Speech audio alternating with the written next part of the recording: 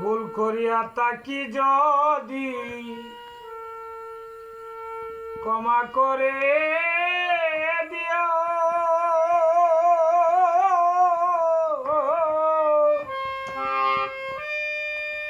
আমি সত্য দোষে দোষী আপন কইরা লইও আমারে,